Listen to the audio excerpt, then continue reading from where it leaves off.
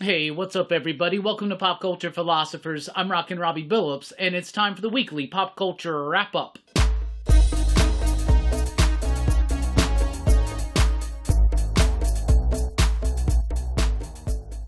That's right, everybody. Thanks for checking out the video. I am Rockin Robbie Billups. This is the weekly pop culture wrap-up. It's the show where I go over the week's pop culture news, mostly comic books and movies. Let's get right into it. Hellverine is a new book from Marvel Comics debuting in May. It's going to be 4 issues long, spinning out of the recent Ghost Rider Wolverine crossover that was led by writer Benjamin Percy. Now, of course, Benjamin Percy is the writer on Ghost Rider, the writer on Wolverine. There was that crossover. There was a character introduced in that crossover called Hellverine. It is a demon possessing Wolverine, and it's kind of like a Ghost Rider version of Wolverine, the Hellverine, right? So they're doing a 4-issue series written by Benjamin Percy with artwork by Julius Ota. Not familiar with the artist, but I am familiar with Benjamin Percy. I dropped out of the Ghost Rider book, I dropped out of the Wolverine book, but I keep hearing from you in the comments how good both of those books have gotten, how they've really solidified and strengthened. So I think I actually need to check out the Spirit or the Weapons of Vengeance crossover. They just put out a trade paperback, and I really want to jump in right now to the Sabretooth War going on Wolverine, because I keep hearing great things about it. But I know there was a lot of hype behind the Hellverine thing, and now that concept's being explored further in a 4-issue series debuting in May from Marvel Comics. So Blood Hunt is Marvel's big, giant crossover for this summer, right? It's vampire focused. It's going to involve Blade and the Avengers. It's written by Jed MacKay. And I'm rather excited for it. I want to see how it's going to develop, what's going to happen. It's making me think I need to get caught up on Jed MacKay's Avengers run because I dropped out of that. But I'm a huge fan of vampire fiction. I'm a huge fan of vampires in the Marvel Universe and the hugest fan of Blade. So I'm excited for this event, though it's still a Marvel event, so we will still have to wait and see. But in May, they announced a lot of miniseries that are going to tie into Blood Hunt, including Black Panther Blood Hunt. This one's written by Cheryl Lynn Eaton with artwork by Farid Karami. This one's going to focus on Wakanda and Black Panther T'Challa coming back to Wakanda, but now maybe he's a vampire or something like that. It's going to be a 3-issue series. Also, we have Union Jack the Ripper. Union Jack was a character... This is the 3rd iteration of that character. I remember in the late 90s, I read this Union Jack series. I want to say it had covers by John Cassaday. Maybe not. Maybe I'm misremembering. I may still have those issues. I remember reading it, and it had like a supernatural lean to it and a vampire lean to it, and I really liked that. So we'll see what happens. This one's going to be written by Kevin Scott with art by Kev Walker, also a 3-issue series. Then we have Blood Hunters, which will be a 4-issue series. It's an anthology that's going to tie right alongside Blood Hunt. So this is going to give us multiple stories in each issue. The first issue is going to focus on Hawkeye, on Man-Wolf, on Dagger from Cloak and Dagger. It's going to be written by Mark Russell, Christos Gage, amongst others. Bob Quinn and Bernard Chang and others are doing the artwork. And they're also going to introduce a brand new team for the first time called the Blood Hunters in the pages of Blood Hunters #1. But each issue will have various artists and writers doing various stories that are set alongside the Blood Hunt event. Then we got Dracula Blood Hunt, a 3-issue series written by Danny Lore with artwork by Vicento Carotu. This one is going to also focus on Bloodline, the daughter of Blade. Danny Lore, of course, they did that Bloodline book. I kind of dropped out of it, just wasn't my vibe. But this is Bloodline teaming up with Dracula during the events of Blood Hunt. So, could be cool. I will definitely be checking out all of these miniseries on the weekly comic book review and letting you know what's essential, what's not, what's good, and what's not. We also got Midnight Suns, a 3-issue Blood Hunt tie-in miniseries debuting in May, written by Brian Hill. This is exceptional because Brian Hill is the writer of Blade right now and doing a fantastic job on Blade. I really like the work Bryan Hill has done in the comic book industry as well as in the television industry. I really like his writing, so I'm excited for this. This is going to bring back the Midnight Suns proper, with the O, not the U, and it's going to focus on Ghost Rider, it's going to focus on Blade, and others that writer Bryan Hill cannot quite say right now. But the art is also done by Germán Peralta. Germán Peralta recently did some work on the Maestro series with Peter David. I love this dude's artwork. So Bryan Hill, Germán Peralta, Midnight Suns, Blood Hunt 3-issue tie-in. That's the one I'm excited about. Then we got Strange Academy Blood Hunt 3 issues from Daniel Jose Older and Luigi Zagaria. Don't know who any of these creators are, but it's Strange Academy coming back for 3 issues just to tie into Blood Hunt. This is kind of like, think about in the 2000s, the aughts, the oddies, whatever you want to call them. There were all these events, right? But there were these series that Marvel really wanted to build a brand around, but they just weren't quite taking off the way they wanted them to. Kind of like they were Runaways and they were Young Avengers. And every event had a tie-in for Young Avengers or for Runaways, or both, or sometimes both of them put together. Strange Academy is starting to go down this road, and it's unfortunate. Strange Academy was a really solid book, but it's kind of lost its vision and identity now that Scotty Young is done with the series, Humberto Ramos is done. Now, I've heard some stuff that maybe they're coming back to the property, and this is just Marvel keeping that property alive, but right now, just like Runaways, just like Young Avengers in the 2000s, there seems to only be a Strange Academy event when there's an event going on, and that's a little bit unfortunate. But Strange Academy returns for 3 issues with a new creative team for Blood Hunt tie-ins. Then we have Amazing Spider-Man Blood Hunt 3-issue miniseries written by Justina Ireland and Marcelo Ferreira on the artwork. Not familiar with their work either, but this is going to focus on what Spidey is doing during the Blood Hunt event and also include Morbius. So that's cool. Obviously, you got all these vampiric characters in the Marvel Universe. You got to utilize them when you have a vampiric event on the horizon. So we'll see what happens out of all of those. It is definitely Midnight Suns that I am the most excited for, so we'll check that out. The Boy Wonder is a DC Black Label 5-issue series debuting in May from DC Comics. It's going to be done by, is it Juni Ba?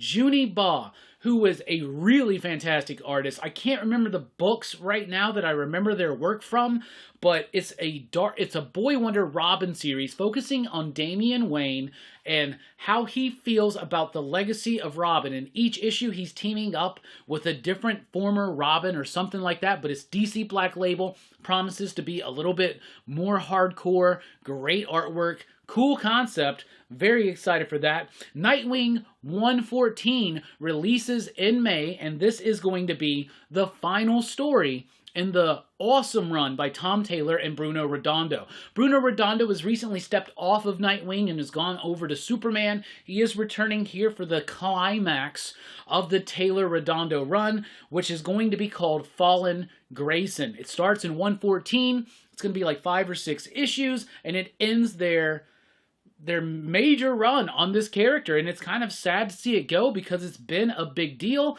but all of the seeds that have been laid down with like Heartless and Blockbuster and the Mayor and Nightwing and all of it coming to a head here in the final story, so get ready for that. We got DC versus Marvel omnibuses releasing in August of this year. Somehow, somebody was able to convince Marvel and DC to pull their heads out of their asses and reprint their famous crossovers. They're going to be reprinting every crossover between Marvel and DC except for the JLA Avengers run.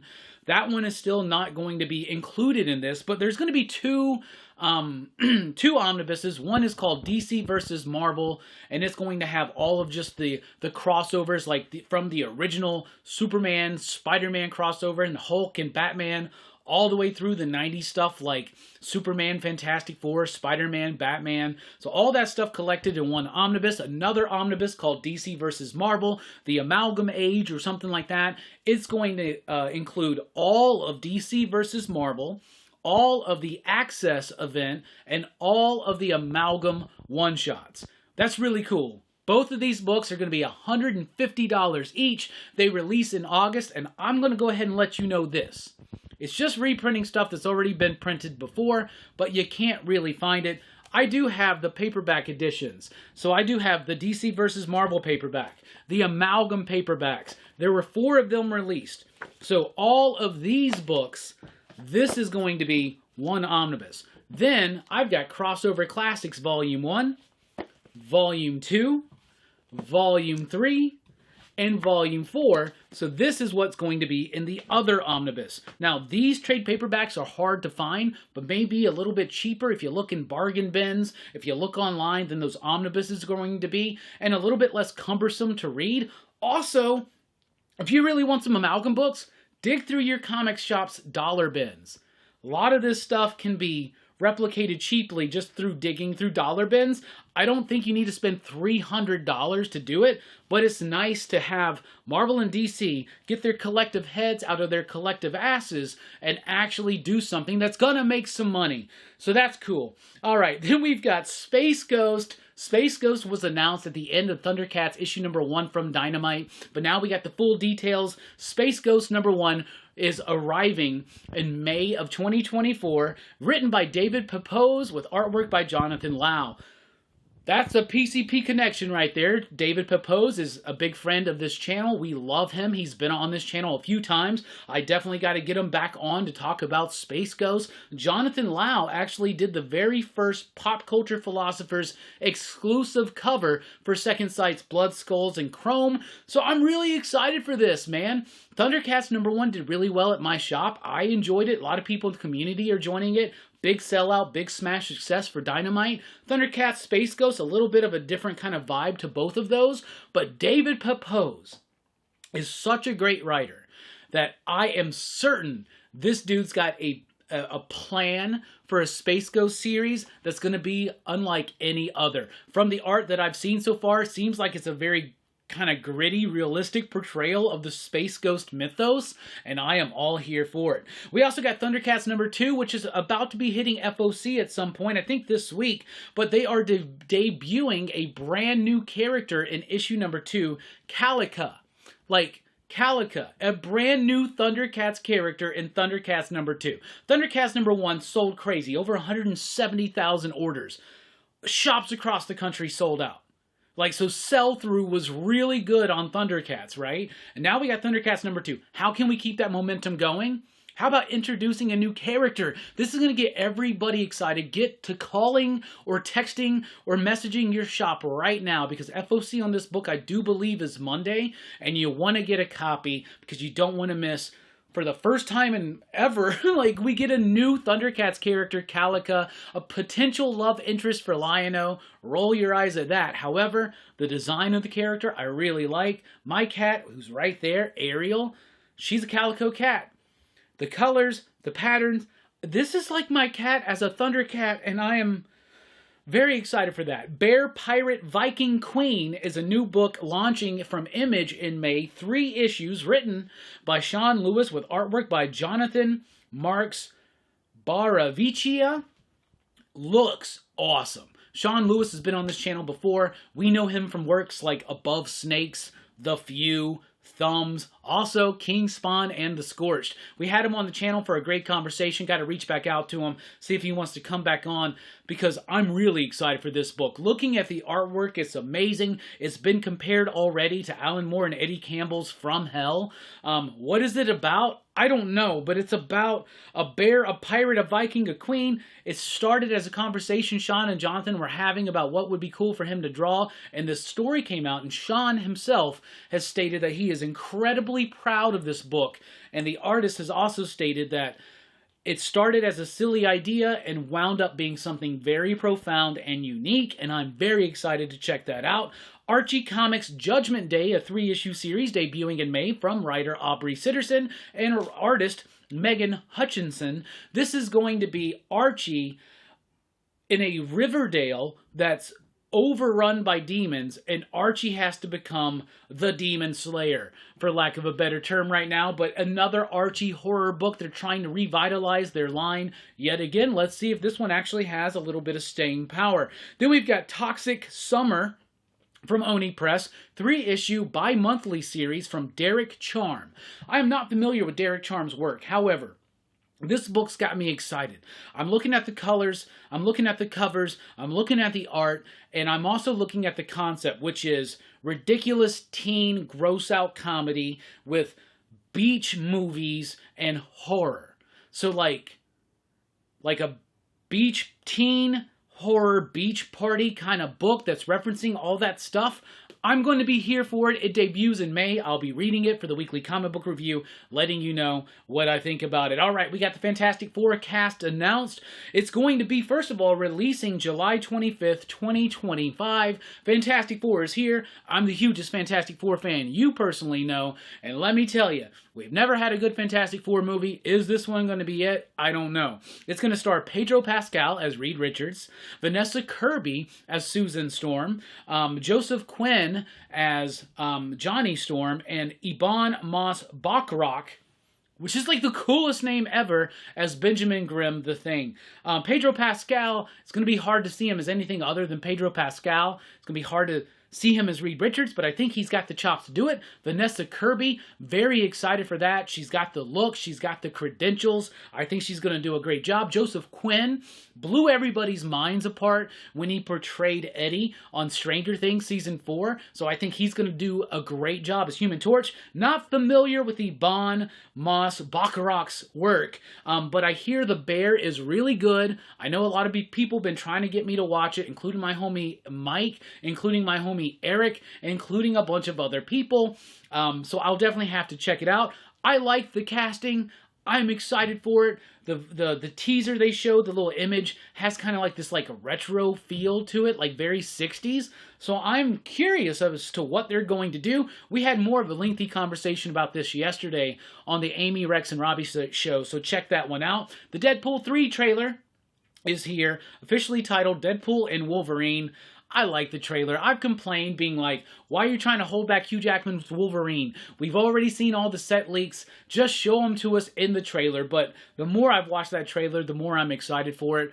I have never been historically the hugest Deadpool fan, but I love those Deadpool movies with Ryan Reynolds, and I think this is cool. I love the idea that we're getting a year-long break from the MCU and the DC movies, but we are getting this Deadpool movie, but it's auxiliary, it's kind of its own thing, doing its own stuff, and I think it's going to be a fun kind of... It's going to be poking fun at a lot of stuff that I think we've been talking and discussing for the last couple of years. The X-Men 97 trailer works for me. A continuation of the X-Men animated series. It debuts March 20th on Disney+. I will definitely be checking it out. It was like chilling to hear Cyclops' voice again. Like that voice sounded spot on. The voice of Storm. The voice of Wolverine. I've seen a lot of people complain that they recast the voice of Wolverine. It's the same dude. But this dude is 67 years old, so he doesn't quite have the same thing. But if they do want somebody who can kind of appropriate that, I mean, here's my audition. I go where I want to go. Tell Cyclops I made him a convertible. Morph! I'll avenge you, my friend. I swear it. Anyway, very excited for X-Men 97. I know you are. Saw the Sting trailer. Sting, not the wrestler. Sting is a giant spider movie. So it's about this young lady. She finds a spider. She keeps it as a pet. It keeps growing in size. Eventually becomes a giant monster spider. The movie trailer reveals like a tone that's supposed to be part Gremlins, but part like serious. So it's I think it's trying to tread that line, but it doesn't really seem like it's filled with humor. The trailer didn't quite sell me, right? The trailer didn't quite sell me. It had some great moments in the trailer that made me think this could be creepy. This could be genuinely a good movie. But at the same time, I feel like they're not going to get the tone right. At least that's my understanding from the trailer. The movie releases in April, so I'll check it out eventually, and we'll let you know. All right, then we got Chucky returning for the second part of Season 3, April 10th. It was just announced. Chucky Season 3 is continuing April 10th. I love Chucky. Chucky Season 1 was great. Chucky Season 2, I didn't like that much. But the first half, the first 4 episodes we got of Chucky Season 3, before it was interrupted by the writers and the actors strike, was awesome. I loved it so much. It's Chucky in the White House, y'all, okay? And Now we know that the continuation is happening April 10th. I am beyond excited for that. Chucky is one of my jams. So anyway, that's what we got for you this week. What's coming up here at PCP? Well, I will be going live, Rockin Robbie Live. That's right, Rockin Robbie Live, Sunday night, 7 p.m. Central Time. We're going to be doing Marvel in the 90s, the DC sneak peek, and we're also going to be revealing the entire lineup of March Madness. March Madness is upon us, a collaboration between me and Dylan's Horror Show, where we do horror, madness-inspired movies all throughout the month of March. But this year, we're doubling it. We got 4 channels involved in March Madness 2024. Rockin Robbie, that's me, PCP, and we got Dylan from Dylan's Horror Show, and 2 more channels are involved in March Madness this year. Who are they? What's the lineup? What's going on? You'll find out Rockin Robbie Live, 7 p.m. Central Time, Sunday night. Then Monday night, join us for PCP Movie Night. We're looking at Guy Ritchie's first film, Lock, Stock, and Two Smoking Barrels. Very excited. We got a great panel lined up for that, including our own men from across the pond, because you can't talk about Guy Ritchie without talking about along with it with someone from across the pond. Sorry, we won the revelation. I can do shit like that. Anyway, thank you so much for checking out the video. Let me know anything of your thoughts. Let me know anything of your thoughts in the comments down below. Thank you so much for checking out the video. Be sure to like, share, and subscribe. I've been Rockin Robbie Billups. Thanks for rocking with us. Station. Keep on living and loving and longing. Pop, pop. Kick, kick, kick. Kick, kick, kick. Boom!